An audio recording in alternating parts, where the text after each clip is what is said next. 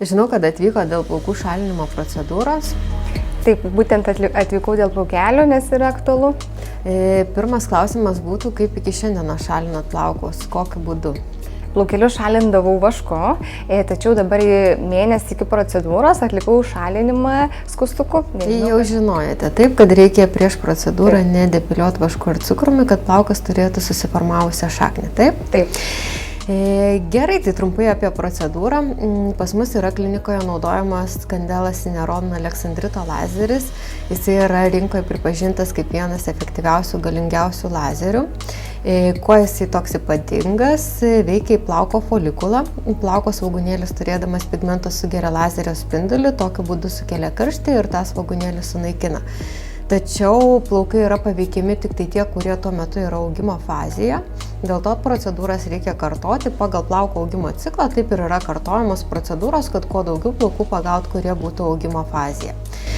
Priklausomai nuo srities procedūros yra atliekamos kas 4-7 savaitės ir kartojamos 6 procedūros, o po 6 procedūrų jau pacientus paleidžiam palaikomosiom procedūrom ir sugrįžtat pagal savo individualų rezultatą. Pažastys bikini būna 2 kartus į metus, kojos dažniausiai 1 kartą į metus. Po procedūros 14 dienų reikėtų vengti tiesioginių saulės spindulių, pažastim 1 dieną nenaudoti dezodoranto ir vengti karštos aplinkos, kaip saunos, pirčių, soliariumo ir panašiai. Planuoju vykti atostogauti, ar būtų kažkokia papildoma priežiūra?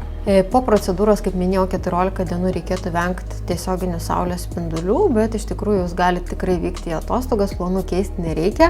Tiesiog atostogų metu reikėtų naudoti apsauginį kremą nuo saulės SPF 50 ir jį kartot kas 2 valandas. Lygiai taip pat, kai grįšit kartot kitas procedūras po 6 savaičių, mums irgi aktualu, kad oda būtų neįdegusi.